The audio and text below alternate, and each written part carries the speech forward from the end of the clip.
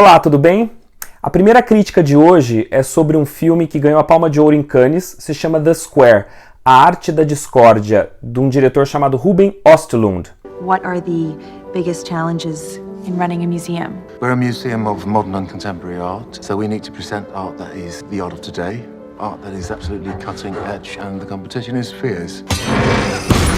É um daqueles filmes para quem gosta de arte, para quem gosta de entender, por exemplo, como se forma o valor de uma obra de arte, de como é dada, de como é formada a legitimidade do poder de um artista ou de uma obra de arte.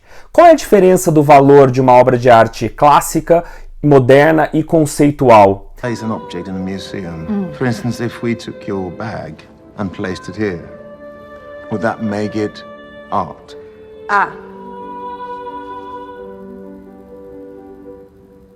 Okay. O filme me lembra um pouco as teorias, o pensamento e as reflexões de dos sociólogos estudiosos que eu sigo a minha carreira estudando, que é o Pierre Bourdieu, francês, em que em vários dos seus livros, como As Regras da Arte, O Poder Simbólico, ele vai trabalhar como reflexões sobre como a arte ela ganha legitimidade, ela ganha poder ao longo dos séculos e também como os artistas vão acumulando o que ele chama de poder simbólico. You will be confronted by a wild animal. As you all know, the hunting instinct is triggered by weakness. If you show fear, the animal will sense it. Este filme vai trabalhar de certa forma isso e para mim, que estudo essa área, foi um deleite. E merecido a Palma de Ouro, inclusive. Agora, se preparem, porque é um filme que é um soco no estômago. A maneira como ele aborda, de forma bastante irônica, cínica, né? Como ele define a arte conceitual. Em alguns momentos parece que o diretor está se perguntando, isso é arte conceitual? Isso é arte moderna? Isso é arte contemporânea? Ou isso é tudo muito ridículo? Um dos pontos mais fortes do filme é com o personagem Terry Notary. Ele, na obra, faz um artista performático e ele entra num jantar de gala do museu, que é tema do filme, e ele faz a performance ali de um macaco. É impossível você assistir aquilo e não se sentir constrangido e não ficar com aquele incômodo no sofá, na cama, pensando o que vai acontecer. E se prepare que coisas muito fortes acontecem depois. Quem aparece no filme também é a Elisabeth Moss, a protagonista do The Handmaid's Tale, uma das séries mais famosas e notórias da atualidade. Só que no filme ela faz uma jornalista, um papel um pouco menor, embora ela seja uma ponte importante para o protagonista do filme, que é o curador do museu, que a gente vai acompanhar a história dele aí.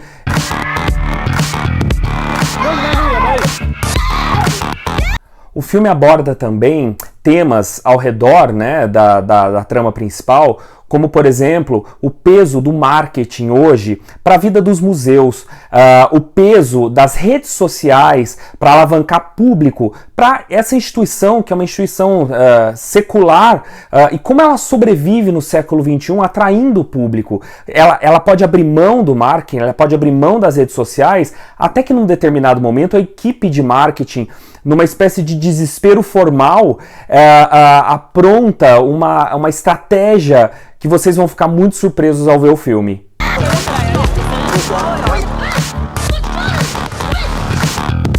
Outro ponto bem importante da obra e um mérito do filme The Square é a direção de fotografia. Perceba, quando você for assistir, que a direção de fotografia ela vai caminhando por lugares, por corredores cada vez mais escuros, isso andando em paralelo com o aumento da paranoia do protagonista que a gente está acompanhando a história. No final das contas, The Square, a arte da discórdia, que aliás esse nome The Square tem a ver com uma instalação que se coloca na frente do museu.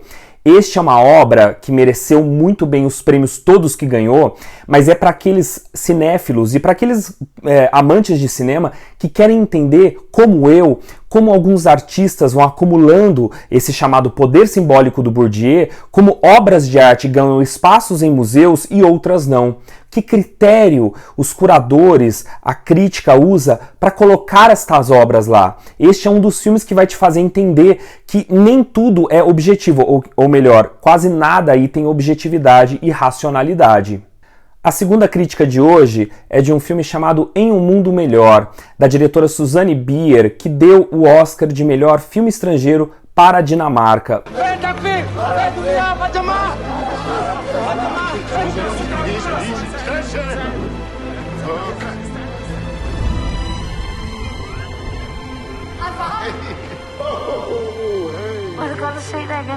Uma obra-prima, um exemplo de filme que vai trabalhar com um tema fundamental nos dias de hoje, que é a questão da violência nas sociedades e a violência inerente do ser humano. Outro tema que o filme vai abordar é a questão das consequências da violência na vida de uma pessoa, ou de uma criança e de uma família. Afinal de contas, até que ponto vale a pena, ou se vale a pena, ir até as últimas consequências para fazer justiça.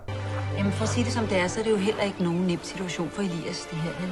Det er med dig, Anton, som rejser så meget. Og hvis der så også er en masse problemer mellem jer, så... Hvad er det for nogle problemer, du snakker om? Hvad så, Elias? Hvis jeg ikke slår igen, så vil alle de andre bare tro, de også kunne slå mig. Hvis du slår ham, så slår han dig. Så slår du ham, så slår du...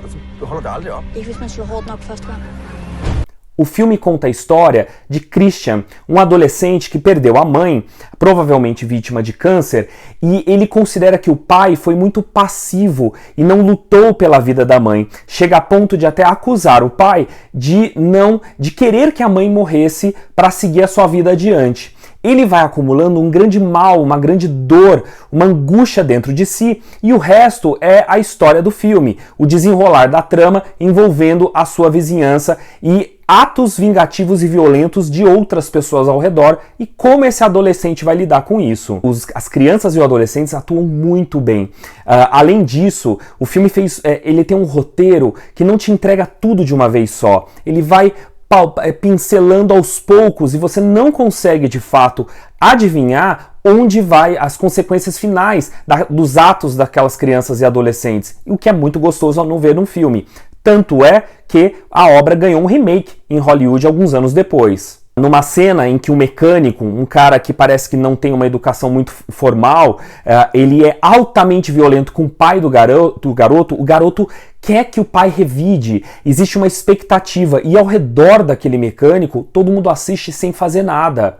Ali é um ponto de intensa reflexão que nós temos sobre até que ponto mesmo, de fato, vale a pena revidar, vale a pena chamar até as autoridades para ir a fundo com aquilo que é o que a gente chama de vingança.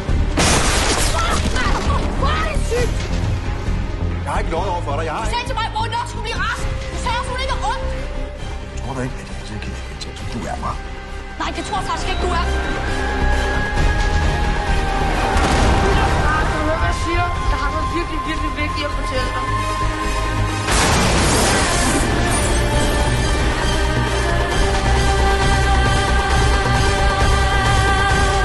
Em Um Mundo Melhor tem um final que é, de certa forma, um tanto melodramático. Melodramático nos padrões dinamarqueses, que não usa muita música, mas usa bastante recursos melodramáticos, como trilha sonora, atuações mais intensas, né? Só que é um belíssimo filme. Um filme que traz boas reflexões, ao mesmo tempo é palatável, é fácil de entender e que vale a pena você colocar na sua lista. O nosso terceiro filme de hoje se chama Temporada, do diretor brasileiro André Novaes de Oliveira, disponível na Netflix. Ontem eu levei os documentos lá, a galera parece ser bem legal. Eu tô com preguiça de organizar tudo de uma vez, sabe? Mas eu vou organizando aos pouquinhos, né?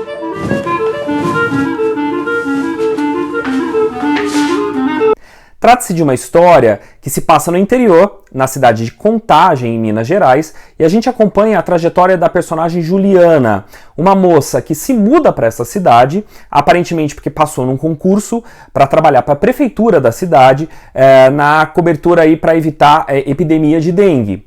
E ela aguarda o marido chegar para morar com ela. A gente não sabe muito bem por que o marido não foi ao mesmo tempo que ela. Nunca enfia a mão por debaixo de nada, porque pode ter escorpião.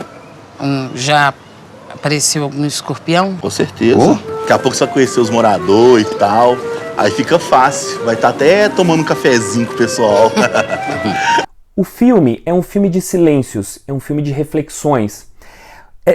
Particularmente eu achei difícil eu entrar na história, porque o ritmo dessa obra já é diferente dos ritmos dos filmes brasileiros que nós estamos acostumados a ver no cinema, né? Quanto mais do cinema hollywoodiano. Mas aos poucos o diretor vai desenrolando a personagem, dando profundidade a ela, não com excesso de diálogo, mas sim com reflexões, com olhares, com a maneira como ela reage de maneira muito sutil. A prima que vai conversar com ela, a reluta que ela tem de contar um segredo da vida dela para a prima, e aos poucos como ela vai tecendo as relações de amizade ao redor. Te liguei agora aí, se não atendeu. Te liguei ontem à noite, se não atendeu também. Me ligue quando você puder. Beijo, meu bem. Ver filmes como esse é um deleite. É fazer uma viagem sem sair de casa para esse Brasil longínquo, esse Brasil tão distante da realidade, da vida das grandes metrópoles. Meio que uma proposta, inclusive, que remete lá da época do cinema novo, ou seja, pegar uma câmera e ir lá para o fundão do Brasil e conhecer um pouco do passado do Brasil, onde a modernidade, a tecnologia, a globalização não chegou. Então é muito gostoso ver isso por meio dessa obra e ainda ter profundidade, mergulhar na história da Juliana. A prefeitura colocou todo mundo pra fora e a galera veio assim, a pé, de carroça. A cidade cresce rápido, né? É gente demais, né? Pra caralho. É muito bacana ver essa personagem, a Juliana, ganhando o controle, as rédeas, o volante da própria vida até o final da trama, fazendo novos amigos, novas paqueras. Aos pouquinhos, psicologicamente, ela vai abandonando a ideia que ela tem do marido e por que ele nunca vem. Isso vai perdendo importância para ela, e aquela cidade que era para ela vir passar talvez uma temporada ou trabalhar de temporada, acaba sendo um novo destino da vida dela. O que tá acontecendo? Pelo amor de Deus, me fala, me liga, me manda uma mensagem, faz alguma coisa. O André Novaes, ele dá bastante toque de naturalismo e de realismo no seu filme. As locações que ele escolheu são muito bacanas, aquelas grandes periferias, mesmo de cidades que não são capitais de estado, os olhares, os muros, as pessoas sentadas, tudo aquilo dá uma dose de bastante realismo no filme, e é muito gostoso você mergulhar nessa história. Então um dos pontos fortes é o roteiro. A fotografia, por outro lado, acerta muito bem nas paisagens que escolhe, como eu disse antes, mas erra um pouco nos enquadramentos. Em vários momentos do filme, a gente quer se aproximar do rosto da Juliana, a gente quer que aquele plano dure menos para você estar mais próximo, até para garantir um certo dinamismo na trama que já tem um roteiro que é naturalmente um ritmo mais lento. Então os enquadramentos poderiam ter trabalhado um pouco, terem sido melhor trabalhados ali. Mas no final das contas, temporada é sobre amor, sobre o desconhecido, sobre um novo mundo e, acima de tudo, sobre aquilo que a gente não controla, que é as nossas próprias vidas. Recomendo!